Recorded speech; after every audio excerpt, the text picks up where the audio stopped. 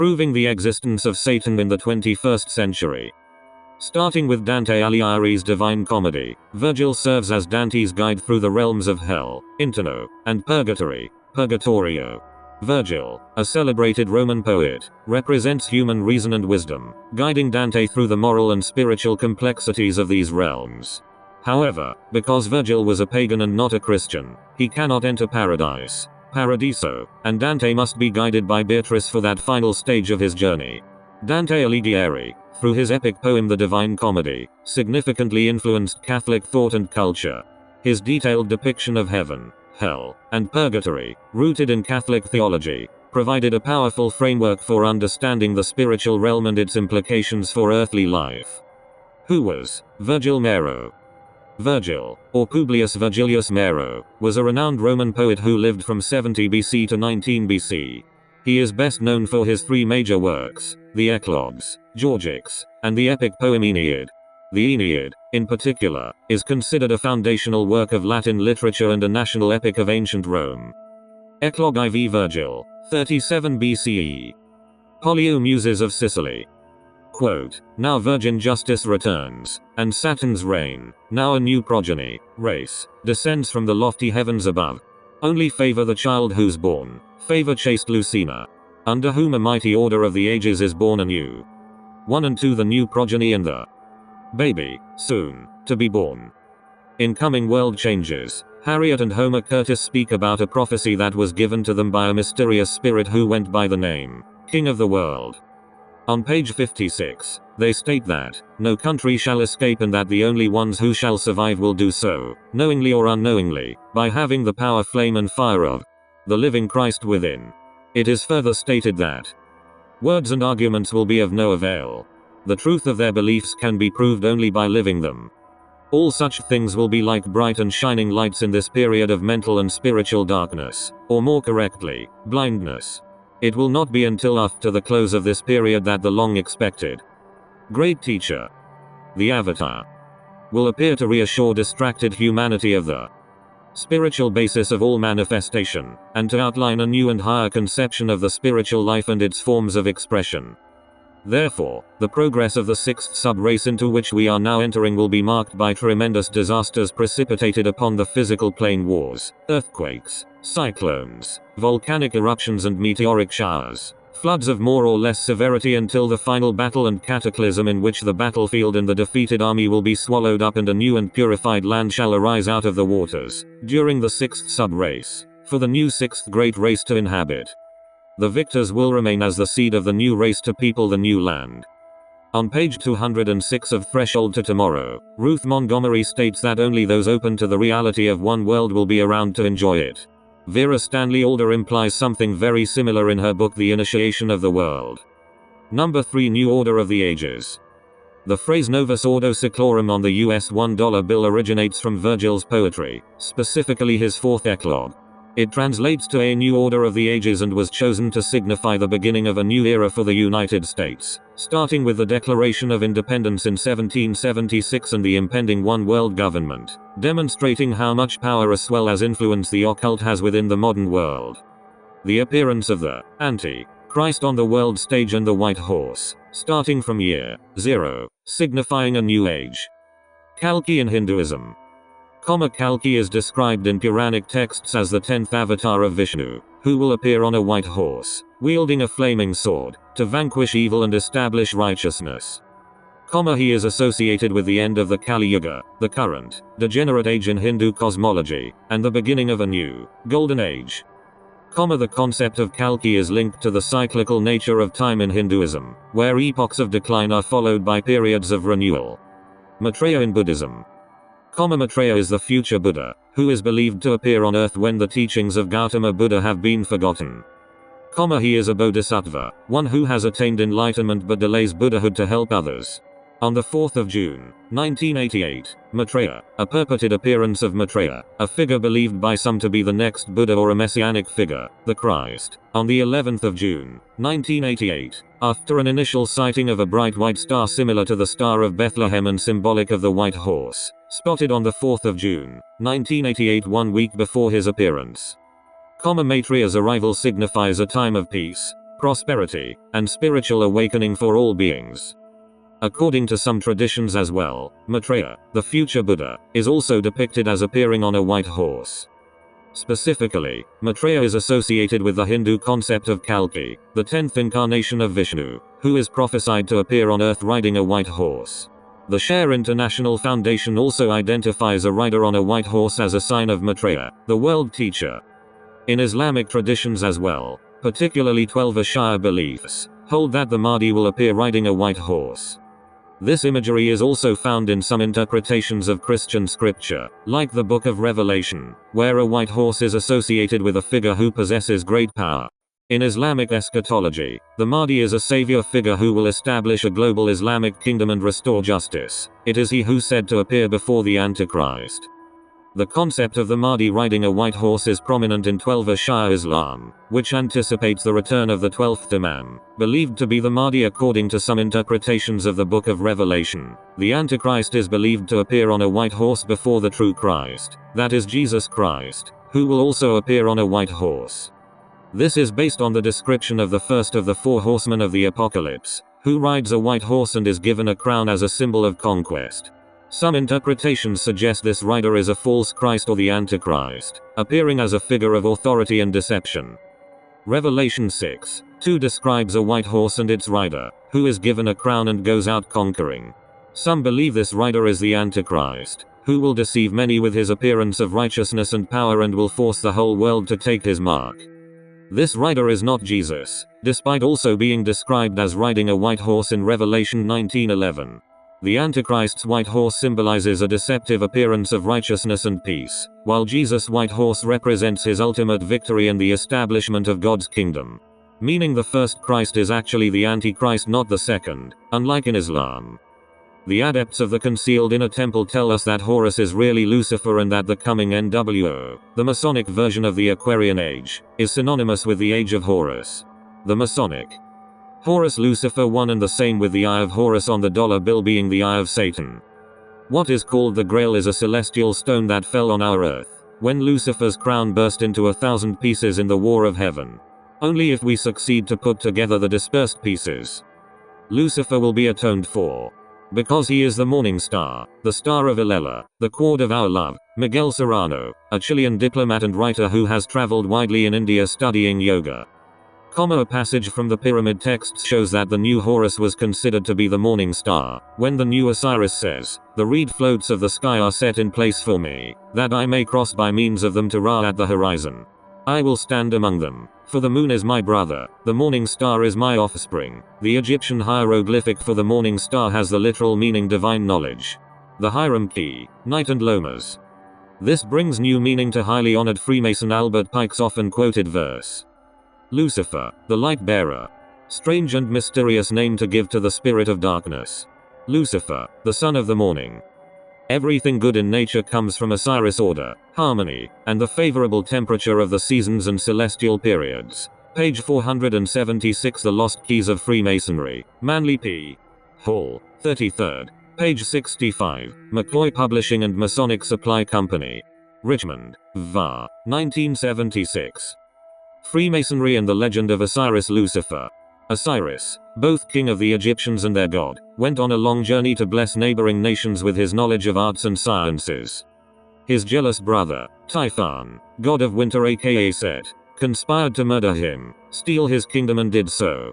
Isis, sister and wife of Osiris and his queen, as well as Egypt's moon goddess, set out on a search for the body, making inquiries of all she met. After certain adventures, she found the body with an acacia tree at the head of the coffin. Returning home, she secretly buried the body, intending to give it proper burial as soon as arrangements were made. Typhon, by treachery, stole the body, cut it up into 14 pieces and hid them in as many places. Isis then made a second search and located all the pieces but one. The one missing and lost part was the phallus. She made a substitute phallus, consecrated it, and it became a sacred substitute, and object of worship. This, in extremely abbreviated form, is the Egyptian legend of Isis and Osiris. It is without doubt the basis for the Masonic legend of Hiram Abiff. To support this Egyptian connection, let's consider two things: a brief comparison of key elements in both stories and the conclusions of the Masonic authorities in Masonic source writings. B. A brief comparison of the legends of Hiram Abiff and Osiris. The fundamental similarity between the two stories may be seen in many respects. The following are some of the most important. 1. Both men went to foreign lands to share their knowledge of arts and sciences. 2. In both legends there is a precious thing possessed. Hiram has the secret word, Osiris has the kingdom. 3. In both legends there is a wicked conspiracy by evil men to seize the precious thing. 4. In both legends there is a struggle and a murder of the virtuous leader.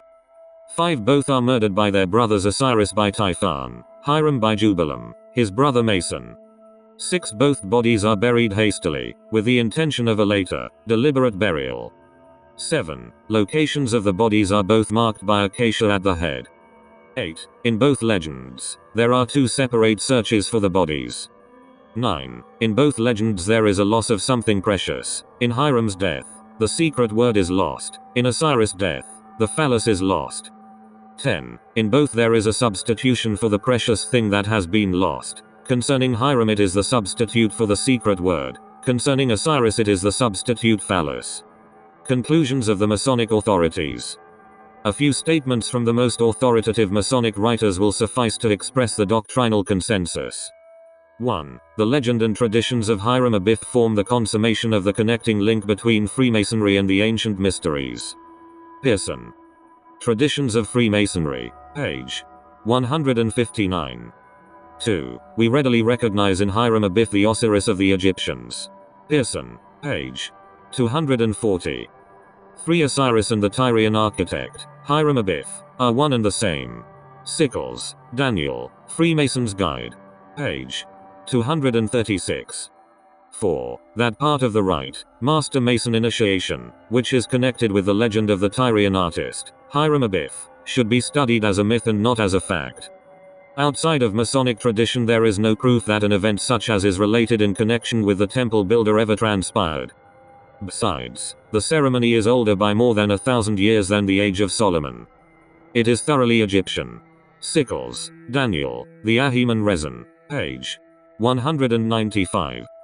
This is because only part of the symbols are displayed to the early grade initiates, but they are intentionally misled by false interpretations. Their truths are reserved only for the princess of international and political Freemasonry. 4. Return of the Kingdom of Saturn. The Fraternitas Saturni.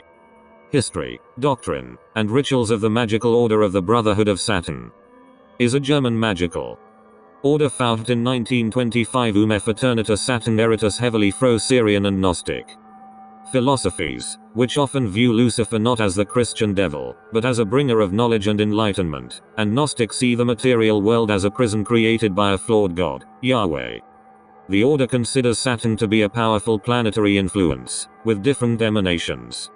One emanation is Lucifer, a positive figure who guides and enlightens, while another is Satan, portrayed as more rebellious and oppositioner. The order's core ideology revolves around self-empowerment and spiritual development, with Saturn, and its associated figures, serving as a framework for understanding these processes. The Fraternitas Saturni has a rich history of studying esotericism, mysticism, and magic, with a particular focus on astrological and Luciferian teachings.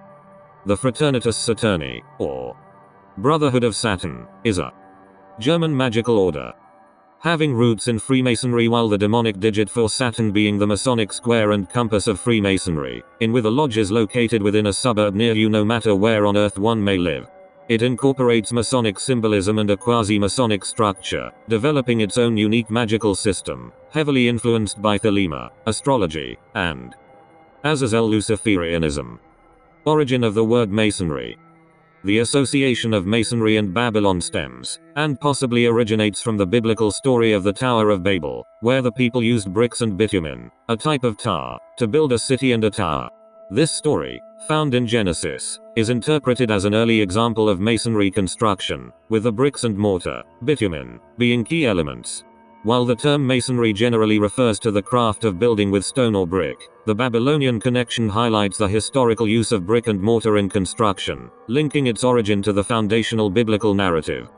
Babylon, initially named Babel, is associated with the Tower of Babel incident. God confused the languages of the people who were building the tower, causing them to scatter and abandon the city, according to the biblical narrative. This event is presented as a consequence of humanity's pride and attempt to reach heaven through a tower, rather than trusting in God. Babylon, located in ancient Mesopotamia in what is now modern-day Iraq, specifically about 55 miles, 88 km, south of Baghdad. The city was situated on the Euphrates River.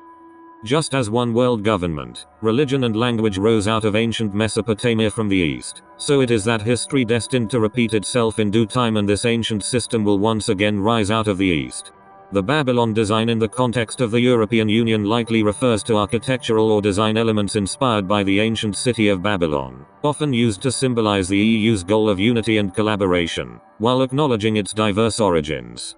This is seen in buildings like the Babylon Hotel in Baghdad, which incorporated octagonal rooftop pools and a Babylon gate at the entrance, drawing inspiration from the Ishtar Gate, and the use of yellow brick reminiscent of Mesopotamian architecture. So this design is a clear statement to the God that intervened, the first attempt at a world government. Emerging one world government, Jihad al-Talib. This form of jihad existed at the time of Prophet Muhammad. But this jihad cannot be accomplished or take place unless the state of Muslims is strong. Therefore, if the Muslims do not have a strong influence in a nation, depending on the strength of the Muslim community, if you are or eventually become weaker than those around you, who are Muslim, then the meaning suddenly changes and the tactics of Muslims will suddenly change from typical dua and prayer to active pursuing. Therefore, when Muslims go and conquer a nation, they call the inhabitants to Islam. Then, for those who accept, they are forced to give alms through zakat, what was originally done in Islam, according to scholars, throughout history was to declare war on a population that was non-Muslim, then to have obliged taxation in the country invaded. If they chose to stay Kufa, meaning non-Muslim, the percentage would then be given 1 or 2 times a year. An example of this would be the Jews of Kaaba that were made demis had to give up to 50% of their crops, which is much more than if one was to pay zakat. What comes next is the enforcement of the Sharia law. Therefore, non-Muslims are not allowed to practice faith publicly, own or run any kind of business or interact with Muslims that live amongst them. If and then they still refuse to convert to Islam, they are then killed. These are the same rules and tactics Adolf Hitler used for Jewish persecution in World War II. This is the power and the strength of Islam, its true nature, and in the coming 30-40 years when Islam becomes strong in the West due to mass immigration from poverty, stricken anonymity and war within the Islamic world, the impending failure of conversion by billions of people to Islam will result in the persecution of many, leading to mass war, famine and major depopulation before the appearance of their Mahdi, who will come to establish one world government. In Islam, Muhammad is said to be the example for humanity to follow. Him marrying a 6-year-old girl paved the way for the Islamic Sharia law to permit child marriage.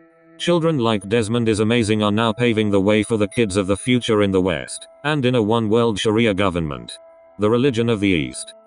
As previously mentioned, the phrase Novus Ordo Seclorum is Latin for a new order of the ages. Full stop. It appears on the Great Seal of the United States and is also associated with conspiracy theories about a new world order. The phrase is taken from Virgil's fourth eclogue, and signifies a new era or beginning. In the context of 1984, the phrase is used ironically, as the new order established by the political party within the novel is one of oppression and control, starkly contrasting with the positive connotations of the phrase in its original context. The explicit connection in 1984 to the Fabian Society's symbol, the I. Some scholars suggest a link based on Orwell's exposure to and critique of the Society.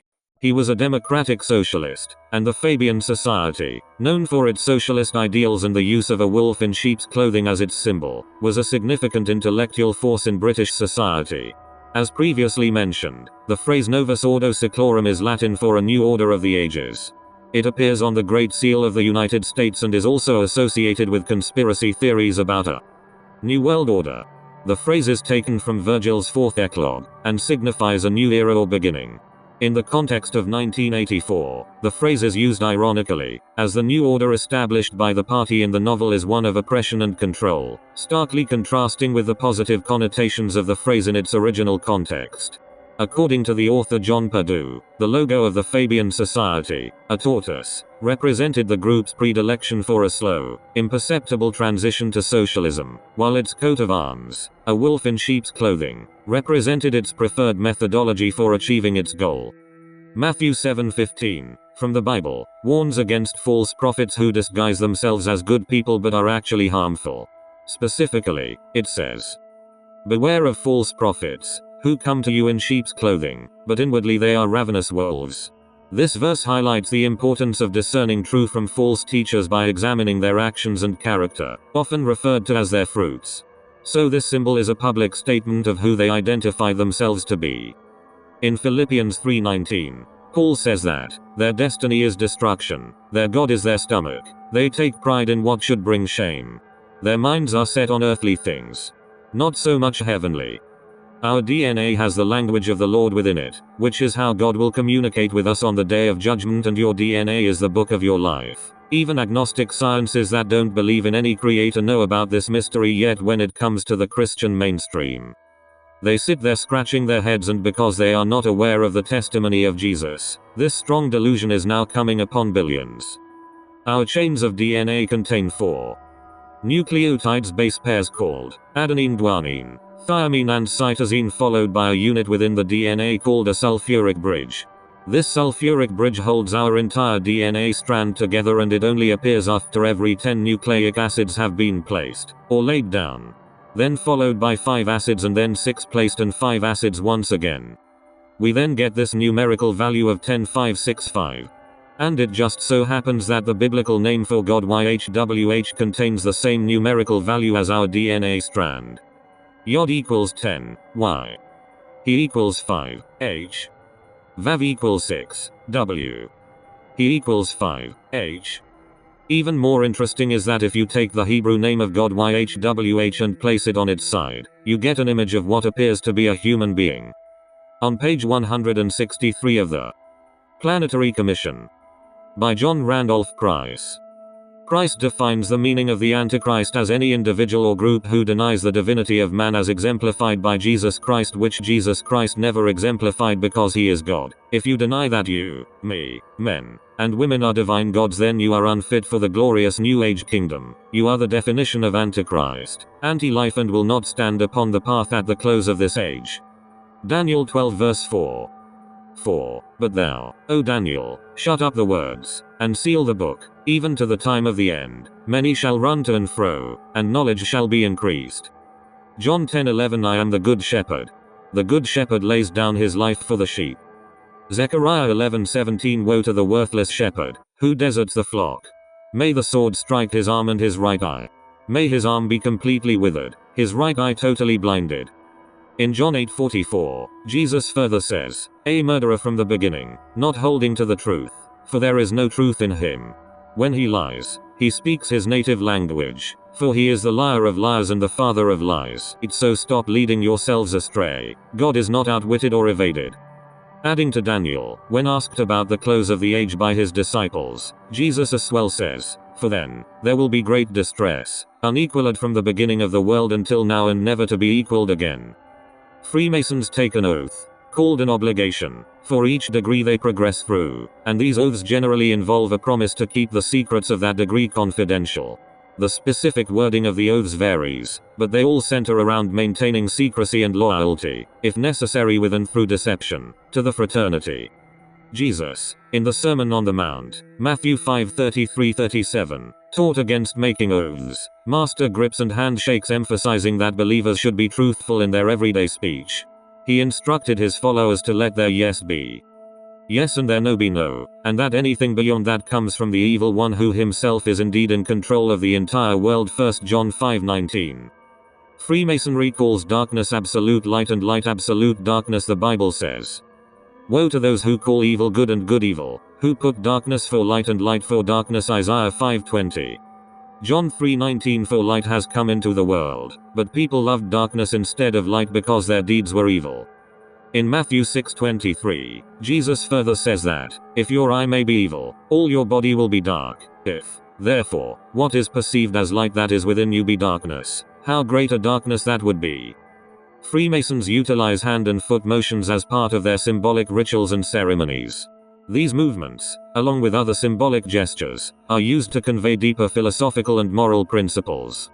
Proverbs 6:12-15. A troublemaker and a villain, who goes about with a corrupt mouth, who winks maliciously with his eye, signals with his feet and motions with his fingers, who plots evil with deceit in his heart. He always stirs up conflict. Therefore disaster will overtake him in an instant. He will suddenly be destroyed.